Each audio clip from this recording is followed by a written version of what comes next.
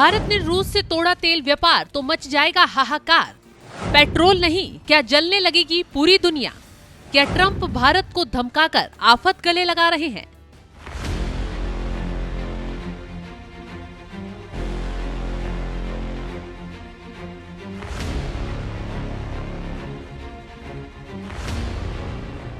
एक ऐसे समय में जब दुनिया महाशक्तियों की साजिशों, धमकियों और चालबाजियों के जाल में उलझी हुई है, तब भारत शांति से उन महाशक्ति को ही झटका दे रहा है। वो चुपचाप दुनिया की ऊर्जा सुरक्षा का बैलेंस थामे खड़ा है।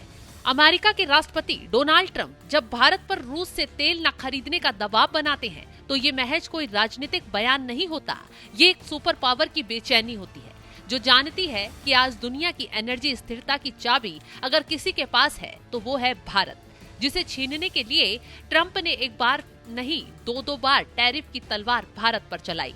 25% पहले, फिर एक और 25%, कुल मिलाकर 50% टैरिफ की चोट।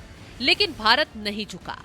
क्यों? क्योंकि ये कोई जिद नहीं है, ये एक रणनीतिक जरूरत है, एक ऐसा स्टैंड जो न सिर्फ भारत की इकोनॉमी को बचा रहा है, बल्कि पूरे ग्लोबल एनर्जी मार्केट को भी क्रैश होने से रोक रहा है।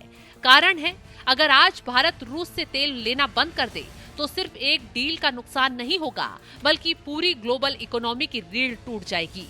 कच्चे तेल की कीमतें आसमान को छूने लगेंगी। एक रिपोर्ट कहती है, अगर रूस से भारत ने तेल व्यापार बंद किया तो तेल $200 प्रति बैरल तक पहुंच सकता है, और ऐसा होते ही पूरी दुनिया में ईंधन की महंगाई की सुनामी आ जाएगी। ट्रकों के पहिए थम जाएंगे, जहाज बंदरगाहों पर जंग खाने लगेंगे, और यूरोप से लेकर अमेरिका तक पेट्रोल पंपों पर हाहाकार मच जाएगा। सोचिए, वो अमेरिका जो आज भारत पर उंगली उठा रहा है, तो वही अमेरिका अपनी जनता को समझा नहीं पाएगा कि क्यों पेट्रोल $10 प्रति गैलन पार कर गया। रूस जो हर दिन करीब 95 लाख बैरल तेल का प्रोडक्शन करता है, ये दुनिया की कुल डिमांड का लगभग 10% है। उस रूस से भारत के व्यापार में न सिर्फ भारत को राहत है, बल्कि वैश्विक बाजार में सप्लाई डिमांड का संतुलन भी बना रहता है। भारत अकेला ऐसा देश है जो न सिर्फ अपनी 85% ऊर्जा जरूरतों के लिए तेल इंपोर्ट करता है, बल्कि इस खेल में इतनी होशियारी से बैलेंस बनाता है कि बाजार में कीमतों की तबाही टल जाती है। यही हुआ था 2022 में, जब रूस यूक्रेन युद्ध की आग में दुनिया को झटका लग रहा था। यूरोप रूस पर बैन लगा चुका था और कच्चे तेल की कीमतें $137 बैरल तक उछल चुकी थी। उस वक्त भारत ने रूस से सस्ता तेल खरीदकर न सिर्फ अपनी जनता को राहत दी, बल्कि वैश्विक बाजारों में दामों को स्थिर किया। भारत उस समय एक डील ब्रेकर नहीं, एक ग्लोबल स्टेबलाइजर बनकर उभरा था। अगर तब भारत हाथ खींच लेता तो ओपेक देशों के पास आपूर्ति का कोई विकल्प नहीं होता और दुनिया सीधा 2008 जैसी मंदी की ओर गिरती। ओपेक देश यानी Algeria, Angola, Congo, Equatorial Guinea, Gabon, Iran, Iraq, Kuwait, Libya, Nigeria, Saudi Arab, संयुक्त अरब अमीरात और वेनेजुएला। चलिए आगे का गणित बताएं या समझाएं, उससे पहले ये बताते हैं भारत का रूस से तेल व्यापार कितना है।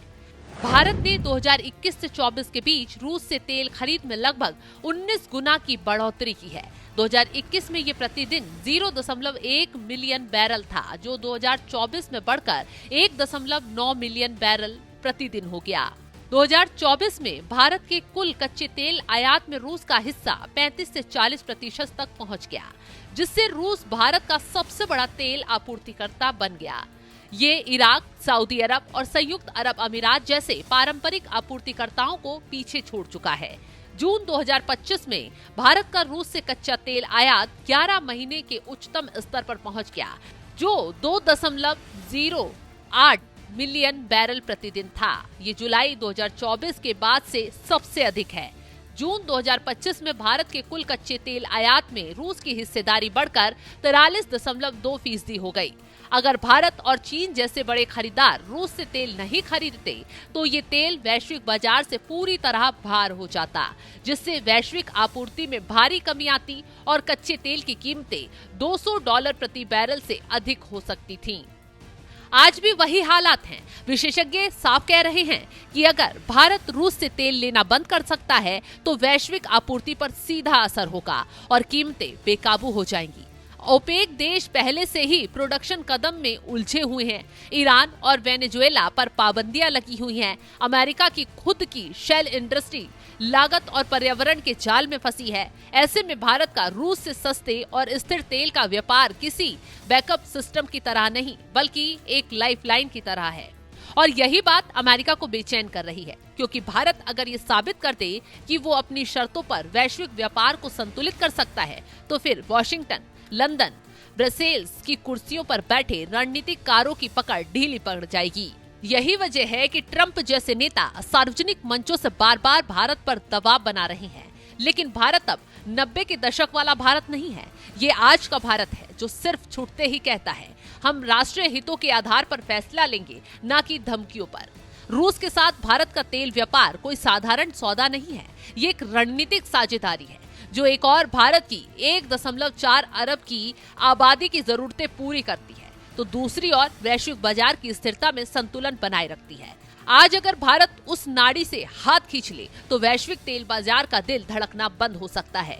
अब सवाल ये है कि क्या अमेरिका ये सब जानकर भी अंधी जियोपॉलिटिक्स खेल रहा है, या फिर उसे डर है कि भारत अब सिर्फ एक उपभोक्ता नहीं बल्कि एक ऊर्जा सुपर पावर बन चुका है।